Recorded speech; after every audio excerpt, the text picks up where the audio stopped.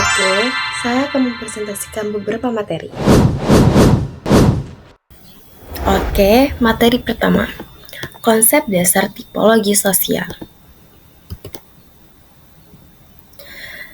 Tipologi sosial adalah alat analisis untuk memahami variasi masyarakat berdasarkan ciri sosial tertentu, membantu menyusun kategori agar pola hubungan sosial, perubahan, dan dinamika dapat dijelaskan lebih mudah.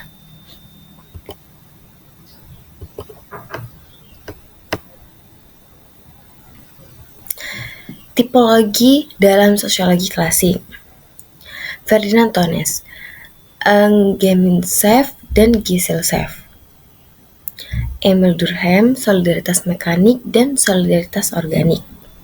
Max Weber, tipe ideal atau tradisional, karismatik, rasional, atau elegan. Manfaat tipologi sosial.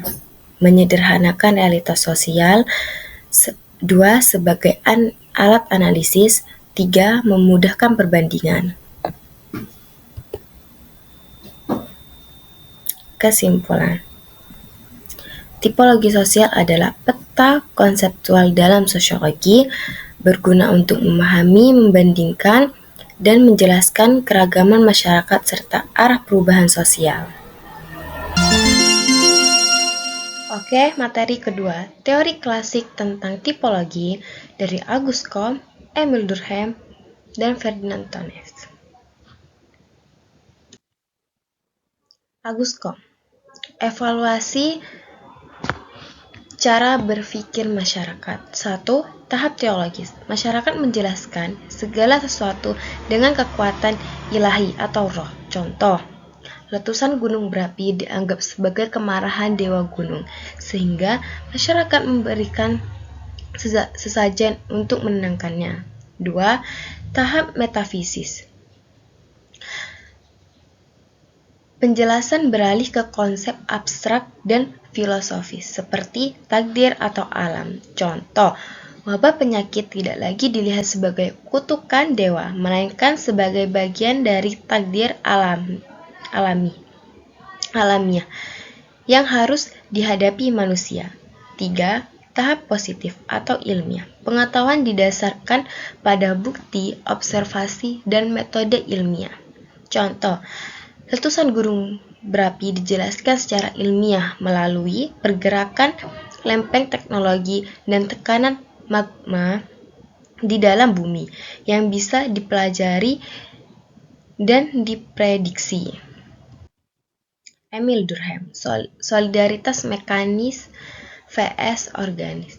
Solidaritas mekanis. Masyarakat tradisional. Ikatan sosial timbul karena kesamaan. Orang merasa terhubung karena memiliki pekerjaan, kepercayaan, dan gaya hidup yang sama. Contoh, di sebuah desa agraris, sebuah penduduk adalah petani yang menganut adat dan kepercayaan yang sama. Mereka bersatu karena merasa nasib dan memiliki nilai-nilai yang serupa. 2. Solidaritas organis. Masyarakat modern. Ikatan sosial didasarkan pada saling ketergantungan akibat pembagian kerja yang kompleks.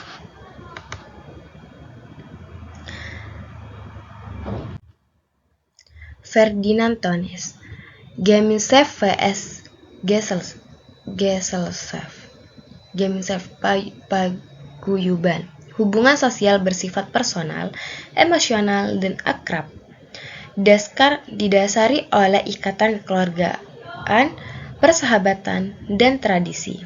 Contoh, hubungan antar tetangga di sebuah kampung yang sangat erat. Mereka saling membantu saat ada hajatan atau musibah tanpa pamrih, karena merasa seperti satu keluarga besar. Gisselsev, patembayan. Hubungan sosial bersifat impersonal, rasional, dan kontraktual, dasari oleh kepentingan pribadi dan tujuan tertentu. Contoh, hubungan antara seorang manajer dan karyawan di sebuah perusahaan Interaksi mereka diatur oleh kontrak kerja, target, dan proporsionalisme, bukan karena ikatan emosional pribadi. Oke, materi ketiga, tipologi masyarakat primitif dan agraris. Masyarakat primitif. Masyarakat primitif hidup sederhana dan sangat bergantung pada alam. Mereka biasanya berpindah-pindah mengikuti sumber makanan dengan teknologi yang masih terbatas pada batu, kayu, dan tulang. Hubungan sosial lebih banyak berdasarkan kekerabatan, dan sistem kepercayaan didominasi animisme serta dinamisme. Kehidupan ekonomi bersifat subsisten, artinya hanya untuk memenuhi kebutuhan sehari-hari. Masyarakat agraris. Berbeda dengan masyarakat primitif, masyarakat agraris sudah mengenal pola hidup menetap.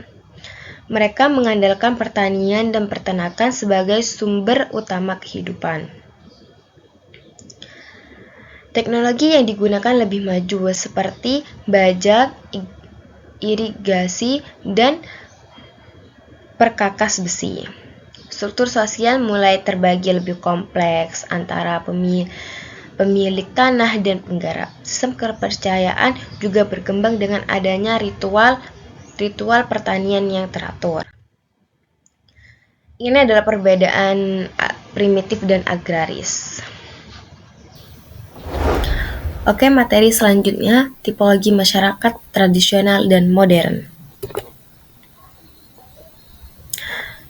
Masyarakat tradisional adalah kelompok sosial yang memegang teguh adat istiadat, budaya, dan nilai-nilai yang diwariskan secara turun-menurun.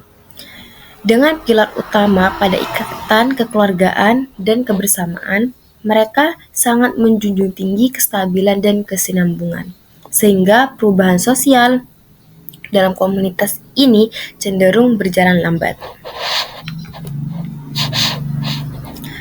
Karakteristik masyarakat tradisional: kolektif tinggi, struktur sosial yang kaku, homogen, kental dengan nilai adat dan religi, ketergantungan pada alam.